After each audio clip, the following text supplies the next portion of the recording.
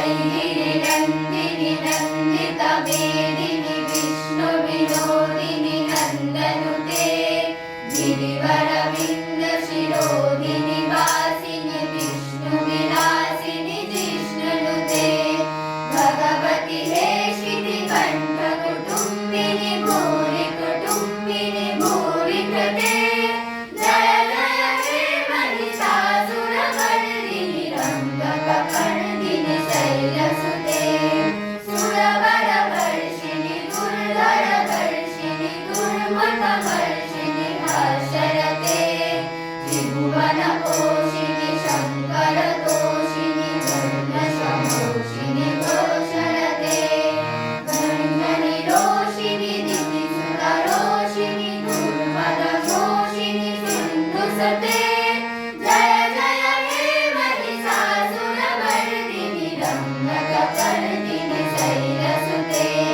हरि जगदम्ब गदम्ब गदम्ब गदामयवासिनि हर्षरते शिवशिरोमणि कुन्दनिमालय शृङ्गनिजालयमानगते मधु मधुरे मधुकैटभगन्धिनि कैटभगन्धिनि हासरते जय जय हे महिषासुरमर्दिनि रम्भकपर्दिनि शैलसुते ऐगिरिनन्दिनि नन्दितमेदिनि विष्णुविनोदिनि नन्दनुते गिरिवरविन्दशिरोधिनि वासिनि विष्णुविलासिनि जिष्णुनुते विष्णुविलासिनि जिष्णुनुते विष्णुविलासिनि जिष्णुनुते।